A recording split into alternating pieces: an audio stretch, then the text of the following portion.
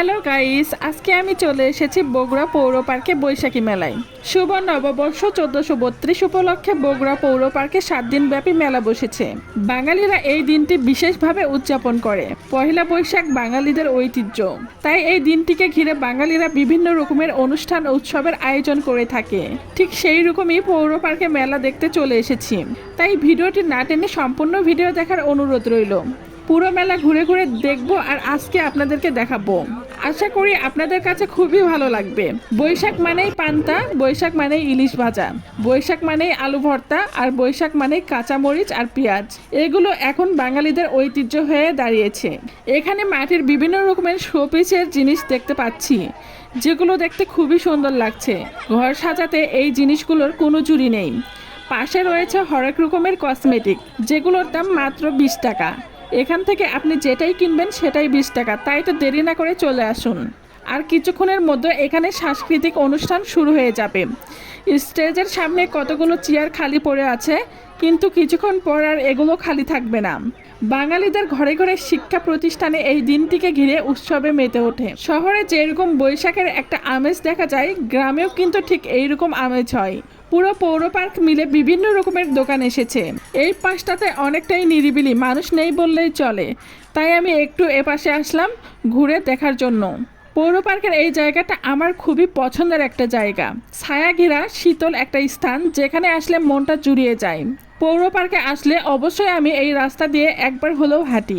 হাঁটতে হাঁটতে চোখে পড়লো এখানে দুইটা ছোট্ট সোনামণি বৈশাখী শাড়ি পরে বৈশাখ উদযাপন করছে। ছোট বাচ্চাদের শাড়ি পরা দেখলে ভীষণ ভালো লাগে। মনে পড়ে যায় সেই ছোট্টবেলার কথা, যখন আমিও ছোট ছিলাম, এভাবে শাড়ি পরে আম্মুর সঙ্গে বৈশাখী মেলায় যেতাম। বাবা মা ছোট থেকেই সন্তানদেরকে এই দিনটা সম্পর্কে ধারণা দেয়। আর মেলায় ঘুরতে আসলেই নাগরদোলা দেখা যায়। নাগরদোলা দেখতে আমার খুবই ভালো লাগে, চড়তেও ভীষণ ইচ্ছে করে, কিন্তু মনের ভিতরে একটা ভয় থাকায় কখনো নাগরদোলায় ওঠা হয়নি। তাই দূরে দাঁড়িয়ে থেকে নাগরদোলা দেখছিলাম। সাহস নেই বলে নাগরদোলায় উঠতে পারছি না, তবে হয়তোবা কোনো একদিন উঠেই পড়ব। মেলা ঘুরতে ঘুরতে ক্লান্ত হয়ে গেছি, এই জন্য চলে আসছে এখানে বসে একটু বিশ্রাম নিতে। শুধু যে আমি একাই ক্লান্ত হয়ে গেছি তা কিন্তু নয়, এখানে আরও অনেকে যারা মেলা ঘুরতে ঘুরতে ক্লান্ত হয়ে পড়েছে, সবাই এখানে এসে বিশ্রাম নিচ্ছে। কিছুক্ষণ পর আবারও আমি উঠে পড়লাম মেলা ঘোরার জন্য। বসে বসে সময় কাটালে তো আর হবে না, কারণ এখনও আমার অনেকটা মেলা দেখা বাকি আছে। আমি এসেছি দুপুরবেলায়, তাই এখনও খুব একটা মেলায় ভিড় নেই। বিকেল শুরু হতেই শহরের বিভিন্ন প্রান্ত থেকে এখানে মানুষ চলে আসা শুরু করবে।